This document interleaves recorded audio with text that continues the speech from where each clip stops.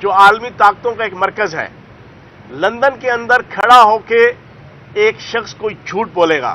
اور ویسے بھی یہ پاکستان تو ہے نہیں کہ یہاں پر آپ کسی کی جعلی ویڈیو بنا لیں، کسی کی جعلی آڈیو بنا لیں، کسی کی جعلی سٹوری بنا لیں، وہ بنا کے آپ ٹی وی چینلز کے اوپر بھی، پرنٹ میڈیا پہ بھی، الیکٹرانک میڈیا پہ بھی، سوشل میڈیا پہ بھی آپ چلا لیں تو جناب آپ کے معاملات کوئی پوچھنے والا نہیں ہوگا، کوئی روک ٹوک کرنے والا نہیں ہوگا، کوئی عدالتیں، کوئی عدالتی سسٹم، کوئی پروسیکیوشن، کوئی کسی قسم کی کوئی چیز آپ کے خلاف نہیں آئے گی، چاہے آپ نے جھوٹا سارا کچھ کر دیا. وہ تو لندن ہے، لندن کے اندر رول آف لا ہے، لندن کے اندر عدالتی سسٹم ہے. لندن کے اندر تو اس وقت کا دوسری جنگ عظیم کے اندر چرچل کے بقول کے اس نے پوچھا تھا کہ کیا ہماری عدالتیں انصاف دے رہی ہیں، تو اسے بتایا گیا کہ ہماری عدالتیں بھرپور طریقے سے عام عوام کو انصاف دے رہی ہیں. تو اس نے کہا تھا کہ ہٹلر کی فوجیں کسی طریقے سے بھی برطانیہ کو کوئی نقصان نہیں پہنچا سکتی. نواز شریف اس کے حوالے سے اور اس کے خاندان کے حوالے سے اگر کوئی دعویٰ کیا ہے، کوئی بوسٹنگ یا پریٹنگ کی ہے، تو وہ کوئی جھوٹ کے اوپر مبنی نہیں ہو سکتی. وہ کوئی پانی سے پکوڑے تلنے کے مزداق جو ہے نا، وہ کوئی فیک قسم کی سٹوری نہیں ہو سکتی. اسے پتا ہے کہ میں نے لندن میں رہنا ہے، لندن سے 20 سال میں ہوں، لندن کے اندر کھڑے ہو کے اگر میں نے دعویٰ کیا ہے اور اس شخص اور اس خاندان کے متعلق کیا ہے جو 99% لندن کے اندر رہ رہا ہے، تو لندن کی عدالتیں موجود ہیں، لندن کا عدالتی سسٹم موجود ہے، وہ تو میرا کچا چٹا کھول کے رکھ دیں گی. اور اگر میں جھوٹا ہوا تو مجھے نشان عبرت بھی بنائیں گی. تو جناب وہ کبھی جھوٹ نہیں بول سکتا. اور اب اس وقت سوشل میڈیا کے اندر ایک چیز یہ چلائی جا رہی ہے کہ جناب 17 قتلوں کے اندر انوالو ایک شخص گجرات کا، اور ادھر ادھر سے کوئی پوسٹر بینر لا کے کوئی پی ٹی آئی سے تعلق جوڑنے کی ناکام کوشش کر کے کہ جناب اس کا کوئی نواز شریف کے ساتھ تعلق نہیں. ساری دنیا جانتی ہے کہ نواز شریف کے پاکستان کی رہائش گاہوں سے لے کے اور خصوصاً لندن کی رہائش گاہ اور فلیٹ میں نہال ہاشمی کا واقعہ سوشل میڈیا کے اور الیکٹرانک میڈیا کی زینت بنا تھا کہ نہال ہاشمی جیسا شخص کہ جس نے اس فرد کی خاطر، نواز شریف کی خاطر اور آل شریف کی خاطر، وہ کہتے ہیں نا کہ مدعی سست گواہ چست، اس کا ثبوت دیتے ہوئے اس نے ججوں کو دھمکیاں دے دی تھی کہ ان کے بچوں کو ہم اٹھا کے لے جائیں گے، ہم ان کی زندگیاں جیرن کر دیں گے، ہم تمہارا رہنا دوبر کر دیں گے. جس نے اتنی بڑی قربانی، نیگیٹو قربانی تھی، منفی قربانی تھی، اپریشیبل نہیں تھی اخلاق اور قانون کے حوالے سے، لیکن اس نے نواز شریف کی خاطر، بیگم صفدر کی خاطر، آل شریف کی خاطر کتنا بڑا کام کیا. پھر وہ نااہلی کا اس نے جناب ٹیگ بھی اپنے ماتھے پہ سجایا. اس نہال ہاشمی کو انہی فلیٹس کے اندر جہاں تسنیم حیدر شاہ کے بقول جولائی، ستمبر اور اکتوبر کی 3 میٹنگوں کے اندر وہ موجود تھا، اور پھر اس کی بے تحاشا فوٹوز اور ویڈیوز موجود ہیں، اسی نہال ہاشمی کو نواز شریف نے ہاتھ کے اشارے سے دھتکارتے ہوئے کہا تھا کہ تم ادھر ہی ٹھہرو، تم اوپر نہیں آ سکتے، تم میرے فلیٹ میں نہیں آ سکتے. وہ ساری دنیا نے وہ دیکھا تھا. تو کیا نہال ہاشمی جیسا شخص جس کی قربانیاں، جس کی ڈیڈیکیشن، جس کی نون لیگ کے ساتھ تعلق ساری دنیا جانتی ہے، وہاں کا اس کا سینیٹر، اس کو بھی اجازت نہیں ان فلیٹس کے اندر جو اربوں روپے کی مالیت کے موٹر وے کی کمیشن کے ذریعے سے حاصل کیے گئے، ان فلیٹس کے اندر آنے کی اجازت نہیں. وہاں پہ تسنیم حیدر شاہ، کیا وہ اگر وہاں پر بیٹھا ہے تو آپ کا کیا خیال ہے؟ وہ راہ چلتا آدمی ہے، اس کو آل شریف نہیں جانتے، اس کو نواز شریف کے خاندان والے اور نواز شریف اس کو نہیں پہچانتے، اس کی کوئی نواز شریف کے ساتھ کوئی ایفیلیشن نہیں ہے، اس کا نواز شریف کے ساتھ کوئی تعلق نہیں ہے، اس کی نواز شریف کی نظروں میں یا اس کے خاندان کی نظروں میں کوئی اہمیت نہیں ہے کہ جو ویڈیو ویڈیوز اور فوٹوز موجود ہیں خاص قسم کی محفلوں کے اندر وہ بیٹھے اور ان کے جناب کچن کیبنٹ کے طور پہ جناب ایک ممبر کے طور پہ جو ہے وہ سارا ایکٹیویٹ ہے. تو جناب یہ جھوٹ مت بولے. اس تسنیم حیدر شاہ کے اعترافات کے بعد آج پوری پاکستانی قوم کو سمجھ آ چکی ہوگی کہ عمران خان صاحب کے اوپر قاتلانہ حملے کا جوڈیشل کمیشن کیوں نہیں بن رہا. عمران خان صاحب کے اوپر قاتلانہ حملے کی F I R exact Imran Khan صاحب کی اور پی ٹی آئی کی مرضی اور منشا کے مطابق کیوں نہیں کٹ رہی. اب ہر چیز پوری پاکستانی قوم کو سمجھ آ جانی چاہیے. اور تسنیم حیدر شاہ کو جیسے مشیر داخلہ عمر سرفراز چیمہ صاحب نے کہا کہ انہوں نے رابطہ کر لیا ہے، بالکل पंजाब हुकूमत को फौरी तौर पर उनसे रब्ता करके उसको शामिल तफ्तीश करना चाहिए और अब ये केस एक नए नहज से और एक नए अंदाज से आगे चलेगा और चीजें सारी खुल के सामने आएंगी।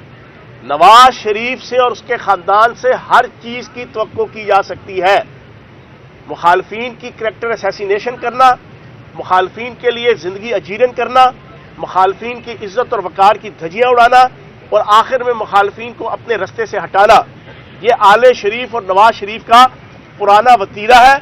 और अब इंशाअल्लाह मैं पाकिस्तान की जुडिशरी से मुतालबा करूंगा आज इस पंजाब असम्बली के बाहर खड़े होकर कि जनाबे वाला इस इंकशाफ के बाद अब ये पाकिस्तान के अदालती सिस्टम का भी फर्ज बनता है। उसने कहा है तस्लीम हैदर शाह ने कि मुझे अगर अदालतें और अदारे बुलाएंगे तो जनाब मैं आऊंगा, तो पाकिस्तान के अदारों को भी चाहिए, सिविल और मिलिट्री दोनों अदारों को चाहिए कि अब सारी चीजें खुल के सामने आनी चाहिए।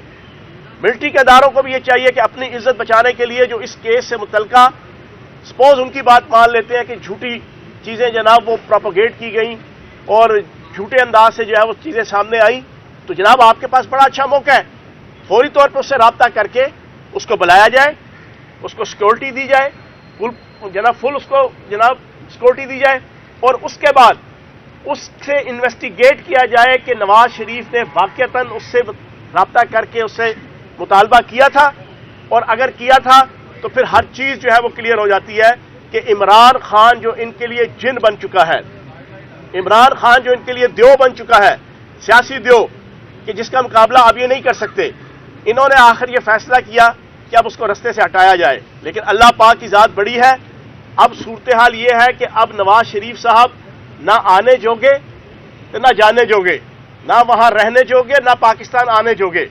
ये अल्लाह पाक की शान है और अल्लाह पाक का कानून है और अल्लाह पाक का जनाब एक कुदरत है कि वो लोग के जो दिसंबर के अंदर नवाज शरीफ साहब को बड़ा नेल्सन मंडेला और आम खमीनी के तौर पे पेश कर रहे थे, अब लंदन के अंदर भी उनकी जिंदगी अजीरन हो चुकी है और आने वाले वक्तों में उन्हें लंदन में रहना भी उनके लिए महाल हो जाएगा।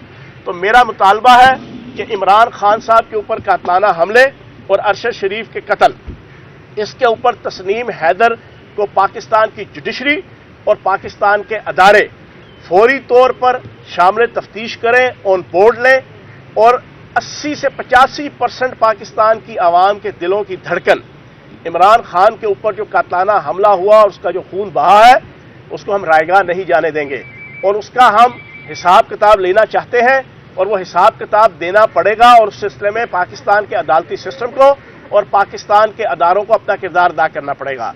दूसरा इशू लॉन्ग मार्च के हवाले से, इंशाअल्लाह लॉन्ग मार्च अपनी पूरी रानाइयों और तवानाइयों के साथ इंशाअल्लाह 26 तारीख को रावलपिंडी के अंदर दाखिल होते हुए इस्लामाबाद का रुख करेगा। अब ये पाकिस्तान के इंपोर्टेड हुक्मरानों का और अरबाब बस्तो कुशाद का ये फैसला है और अरबाब बस्तो कुशाद का ये इम्तिहान है। सुल्तान मजबूर के हाथ में तो कुछ भी नहीं है। सुल्तान मजबूर तो इस वक्त अपनी मर्जी की तैनाती करने के काबिल भी नहीं रहा। सुल्तान मजबूर को तो जो उसका भाई सुल्तान मफरूर जिस तैनाती के हवाले से बात कर रहा है उसके वो बेचारा उसको एग्जीक्यूट करने के काबिल नहीं है। उसकी मर्जी और मंशा कुछ भी, वो एक पपेट है, वो एक कठपुतली है, वो अशारों पर नाचने वाला जनाब एक कठपुतली बांस के ऊपर जो है वो जना लगा हुआ खिलौना है जिससे बच्चे खेलते हैं। सुल्तान मजबूर शहबाज शरीफ की वैल्यू उतनी है। तो मेरी अरबाब बस्तो कुशाद से गुजारिश है, जिनके पास इख्तियार है, जिनके पास फैसलों का इख्तियार है, पाकिस्तान को अगर बचाना है, पाकिस्तान की हालत यह है कि पिछले 7 महीनों में 6,487 अरब रुपया कर्जा लिया जा चुका है। 7 महीनों में माहाना 912 अरब रुपए का कर्जा बनता है और एक दिन का 32 अरब रुपए बनता है। पाकिस्तान को इन्होंने 75% दिवालिया होने के करीब कर दिया है। हमारे दौर के अंदर, इमरान खान साहब के दौर के अंदर 5% प्रोबेबिलिटी और एक्सपेक्टेशन थी कि पाकिस्तान दिवालिया हो सकता है। आज 75% 7 महीनों के अंदर 75% चांसेस है पाकिस्तान के दिवालिया होने के। 8 अरब डॉलर के करीब और उससे लेस जो है वो आपके ज़र मुबादला के ज़खायर हैं। एक्सपोर्ट लेवल तबाह हो गया। فارن ریمیٹنس جس طرح ہمارے دور میں 32 ارب ڈالر آ رہی تھی اس سے کہیں نیچے ہے. آپ کی جناب فارن ڈائریکٹ انویسٹمنٹ جو ہمارے دور کے اندر ایک بھرپور طریقے سے ہو رہی تھی اس کا بھی کوئی والی وارث نہیں ہے. اور وہ ایک جعلی جناب نجات دہندہ اسحاق ڈار اس کو جو ایک جناب لایا گیا اور اس طرح پریزنٹ کیا گیا کہ وہ آئے گا اور 1-1.5 مہینے کے اندر پوری پاکستان کی اکانومی کی شکل چینج ہو جائے گی. آج وہ بھی ٹھوس پھوس اور ٹھوس ہوا ہے. وہ صرف استعمال ہو رہا ہے صدر مملکت کو دھمکیاں لگانے کے لیے. اس کی اور کوئی حیثیت اور ویلیو نہیں رہ گئی. تو جناب والا صدر مملکت اور باقی اداروں کو یا وہ افراد کے جو پاکستان کے مستقبل کو بہتر کرنا چاہتے ہیں امپورٹڈ حکومت اور اس کا بلا وجہ بھٹو وزیر خارجہ اس کو چاہیے کہ وہ اپنی اوقات میں رہ کے پریس کانفرنس بھی کرے دعوے بھی کرے پڑکے بھی لگائے اور دھمکیاں بھی لگائے. جتنی اس کی اوقات ہے اس کے مطابق وہ چیزوں کو پلے کرے. صدر مملکت کو انہوں نے خود بیچ میں انوالو کیا عمران خان صاحب کے ساتھ جناب آربیٹریشن اور میڈیشن کے لیے اور اب ان کا وزیر خارجہ وہاں بیٹھ کے پریس کانفرنس میں صدر مملکت کو دھمکیاں لگاتا ہے. تم نے اپنے 7 مہینوں میں سے جناب 4 مہینے تو باہر موج میلے میں گزارے ہیں بلا وجہ بھٹو. تم نے تو پاکستان کی طرف توجہ ہی نہیں کی. تمہارے جتنے منسٹر ہیں وہ پاکستان سے باہر گھوم پھر رہے ہیں. کسی کو پتا ہے کہ پاکستان کے وفاقی منسٹر کیا کر رہے ہیں؟ ہماری حکومت تھی صوبائی سے لے کے وفاقی منسٹر کی ہر روز کی ایکٹیویٹی نظر آتی تھی کہ کوئی فلاں جگہ فنکشن میں ہے, کوئی فلاں جگہ انوگریشن میں ہے, کوئی فلاں پالیسی میکنگ فنکشن کے اندر ہے, کوئی فلاں اپنی منسٹری کے جناب ایکٹیویٹی کے اندر ہے. آپ پاکستان کی عوام بتائیں کہ وفاقی وزراء میں سے کتنے وزراء ہیں جن کی روزانہ کی ایکٹیویٹی پی ٹی وی بھی دکھاتا ہو؟ یہ تو منہ دکھانے کے قابل نہیں ہے عوام کو, یہ تو شکلیں دکھانے کے قابل نہیں ہے عوام کو, یہ تو عوام میں جانے کے قابل نہیں ہے. اور دوسرا ان کی دلچسپی نہیں ہے. انہوں نے اپنے قرضے معاف کروا لیے, NRO2 لے لیا, پورے کا پوری کیبنٹ تقریباً 60-70% جاؤ 7 مہینوں سے ایوریج اس کی یہ ہے کہ وہ باہر گھوم پھر رہی ہے, موج میلے کر رہی ہے. انہیں تو اس ملک سے دلچسپی نہیں ہے. تو جناب والا لانگ مارچ انشاءاللہ 26 تاریخ کو راولپنڈی کے اندر ہم انشاءاللہ اس کا بھرپور استقبال کریں گے اور راولپنڈی کی عوام اور پورے پاکستان کی عوام اس بات کا نعرہ لگاتے ہوئے کہ صلح ہو کہ جنگ ہو, عمران خان کے سنگ ہو, سب ہمیں پسند ہے, خون ہو کہ رنگ ہو کا نعرہ لگاتے ہوئے انشاءاللہ راولپنڈی آئے گی اور حقیقی آزادی کی جنگ انشاءاللہ آگے بڑھے گی. یہ بتائے گا کہ آپ نے بھی تسنیم حیدر کی بات کی, تو تسنیم حیدر کے حوالے سے جو سامنے آ رہی ہیں چیزیں گزشتہ روز سے جو ویڈیو سامنے آئی ہیں اس میں واضح طور پہ یہ نظر آ رہا ہے کہ وہ تحریک انصاف کی قیادت کے حوالے سے نعرے لگا رہے ہیں, اور ایک ویڈیو ایسی بھی آئی جس میں وہ جو پاک فوج ہے اس کے خلاف بھی نعرے لگاتے ہوئے نظر آئے اور تحریک انصاف کی قیادت کے ساتھ کھڑے ہوئے تھے. تو آپ بات کر رہے ہیں کہ وہ نون لیگ کے ساتھ جتنی ویڈیوز گزشتہ روز سے جاری ہوئی ہیں وہ ساری تحریک انصاف کے حوالے سے ہیں. دوسرا یہ بتا دیں کہ خان صاحب جو ہیں وہ آرمی چیف کے حوالے سے بھی انہوں نے یو ٹرن لیا. اب وہ کہتے ہیں جو آرمی چیف آئے گا وہ اس کو ہم تسلیم کریں گے, اور لانگ مارچ کے حوالے سے وہ کہہ رہے ہیں کہ یہ اگلے 10 ماہ بھی جاری رہ سکتا ہے. تو پالیسی تو کلیئر ہی نظر نہیں آ رہی تحریک انصاف کی. مجھے آپ یہ بتائیں پچھلے 7 مہینوں میں کوئی ایک آڈیو اور ویڈیو, کوئی کلپ کسی جلسے کا, کسی ریلی کا, کسی جلوس کا, کسی فنکشن کا دکھا دیں جس میں عمران خان صاحب نے کہا ہو کہ مجھے فلاں بندہ آرمی چیف چاہیے. اگر آپ بتا دیں گے میں پوری پاکستانی قوم کے سامنے ایسا ہاتھ جوڑ کے معافی مانگ لوں گا. بھائی ہماری کوئی دلچسپی نہیں تھی آرمی, ہماری دلچسپی یہ تھی کہ باہر بیٹھا سلطان مفرور کہ جو پاکستان کا مفرور ہے, پاکستان کی عدالتوں کا مجرم ہے, پاکستان کی عوام کا مجرم ہے, پاکستان کی ریاست کا مجرم ہے, پاکستان کے اداروں کا مجرم ہے, جو جھوٹا ہے, فریبی ہے, وہ باہر بیٹھا ہے. اس سے کم از کم پاکستان کی فوج کے ہیڈ اور چیف کی تعیناتی کے حوالے سے کنسلٹیشن نہیں ہونی چاہیے. یہ عمران خان صاحب بھی کہتے تھے, یہ عمران خان صاحب کا تیسرے درجے کا سپاہی فیاض چوہان بھی اپنی پریس کانفرنس کے اندر کہتا تھا. باقی کسی فرد کے حوالے سے تو ہماری کوئی ڈیلی میل تسنیم حیدر کی جو ویڈیو سامنے آئی انکشافات, کیا لگتا ہے آپ کو کہ جنہوں نے پلاننگ کی تھی ان میں کوئی پھوٹ پڑ گئی ہے؟ جو اس طرح کے اب لوگ آ کر تو بتا رہے ہیں کہ نواز شریف نے پلاننگ کی تھی, کوئی ان میں بھی پھوٹ پڑی ہے, کوئی معاملہ اس طرح کا بھی لگتا ہے آپ کو؟ دیکھیں اللہ پاک کی ذات بڑی ہے. آپ دیکھیں آپ نے کیا کیا چیزیں دیکھی, مذہبی منافرت دیکھی, فرقہ وارانہ منافرت دیکھی, مدینہ منورہ کا کیس دیکھا, سیالکوٹ کے اندر مذہبی منافرت دیکھی, آپ کا جناب میجر خرم روکھڑی جیسا ایب نارمل کریکٹر دیکھا, پھر عمر فاروق جیسا ایب نارمل تھکا ہوا کردار دیکھا. کس ایشو کے اوپر خان صاحب کی کریکٹر اسیسینیشن نہیں کی گئی؟ لیکن اللہ پاک کی ذات بڑی ہے، پھر اوپر بیٹھی ہے نا خدا کی ذات. انسان اپنی تدبیر پہ بھروسہ کرتا ہے لیکن اکثر تقدیر غالب آتی ہے. اب ان کی تقدیر خراب ہے، ان کی حکومت ہونے کے باوجود نواز شریف سلطان مفرور جو ہے وہ باہر سے کیوں نہیں واپس آ رہا؟ کیونکہ قسمت خراب ہے، تقدیر خراب ہے. اب ان کی تقدیر خراب ہے کہ ان کے اندر سے بندہ نکل آیا. وہ بھائی نے پہلے کوشچن کیا کہ یہ فوٹو اور وہ ویڈیو، تو جو کئی فوٹو اور کئی ویڈیو نواز شریف کے ساتھ لگی ہیں وہ بھی تو ہے نا. ہم نے تو یہ کہا ہے کہ ویڈیو اور آڈیو اور فوٹوؤں کے اوپر فیصلہ نہ کریں نا، فیصلہ کریں اس کی انویسٹیگیشن کر کے، اس کو بلاؤ. ہم تو یہ کہہ رہے ہیں. میں نے پوری پریس کانفرنس کے اندر یہ تو نہیں فیصلہ دے دیا ہاں جی تو جناب 15 فوٹواں ساڑھے نال لیں، 5 فوٹواں انہوں نال لیں، تو ثابت یہ ہوا 15 زیادہ ہے، اس کو جناب نواز شریف کو قاتل قرار دے دو. ایک منٹ. تو جناب بات یہ ہے کہ عدالتیں بلائیں، ادارے بلائیں، جی آئی ٹی بنائیں، انویسٹیگیشن کریں اور فیصلہ دیں. ہاں چوہان صاحب، ڈیلی میل نے جو دعویٰ کیا ہوا ہے، ایک بڑا دعویٰ ہے، بڑا آپ نے اس کے بارے میں ذکر بھی کیا. اب کچھ اشارے کنائے ایسے مل رہے ہیں کہ وہاں NRO لینے کی کوشش کر رہے ہیں، باروبار بار ڈیلی میل سے کوئی ڈیلنگ کی کوشش ہو رہی ہے. کیا کہیں گے آپ؟ یار دیکھیں، ڈیلی میل کا وہ جو روز ہے، کیا نام ہے اس کا صحافی کا، وہ روز بیچارہ روز کہتا ہے آؤ یار آ کے مسئلے حل کرو، لیکن وہ اس کی بات انہوں نے سنی نہیں. اور جھوٹا پروپیگنڈا آج سے کوئی 8 مہینے سال پہلے یہ کیا کہ جناب ہم جناب مبرہ ہو گئے ہیں، ہم جناب عدالتوں سے اس کیس کے اندر جناب صاف اور پاک ہو گئے ہیں. لیکن اب قسمت ان کی اور تقدیر ان کی بگڑی ہوئی تھی.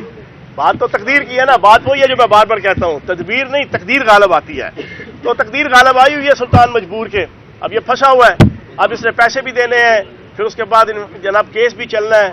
پنجابی کہتے ہیں ہتھوں بھی تے پلتھوں بھی. تو جناب اب یہ پھنس گئے ہیں. چوہان صاحب یہ بتائیے گا، خان صاحب نے کہا کہ 26 کو 10 سے 15 لاکھ لوگ پنڈی آ رہے ہیں. اب آپ کے ناکوں کندھوں کے اوپر ذمہ داری آ گئی ہے. ویسے ہم وزیر آباد تک گئے ہیں، کوئی 1,15 بھی نہیں ہوا. تو 15 سے 20 لاکھ بندے کے کھانے کا انتظام کیسے کریں گے؟ کیا کہیں سے فنڈنگ لیں گے یا اپنے سے کریں گے؟ کیسے کریں گے انتظامات؟ میری جان 126 دن وہاں پہ جو دھرنا ہوا تھا تو اللہ پاک کے فضل و کرم سے ہزاروں لاکھوں لوگوں کے کھانے پینے کا بندوبست بھی ہو گیا تھا، رہنے سہنے کا بندوبست بھی ہو گیا تھا، اور معاملات بھی چل گئے تھے. دیر از اے ول، دیر از اے وے. جہاں پہ ول ہوتی ہے وہاں پہ وے ہوتا ہے. تو جب آپ کی ول پاکستان کو کالے انگریزوں سے نجات دلا کر حقیقی آزاد جمہوری ملک بنانا ہے تو اللہ پاک کی ذات ہے، رستے کھول دے گی. اور لاکھوں لوگ موجود ہیں جو حقیقی آزادی کے لیے اور ایک اعلیٰ پرپز کے لیے اور پاکستان کی تعمیر و ترقی کے لیے عمران خان صاحب کی قیادت میں کروڑوں اور اربوں لگانے کو جو تیار ہیں.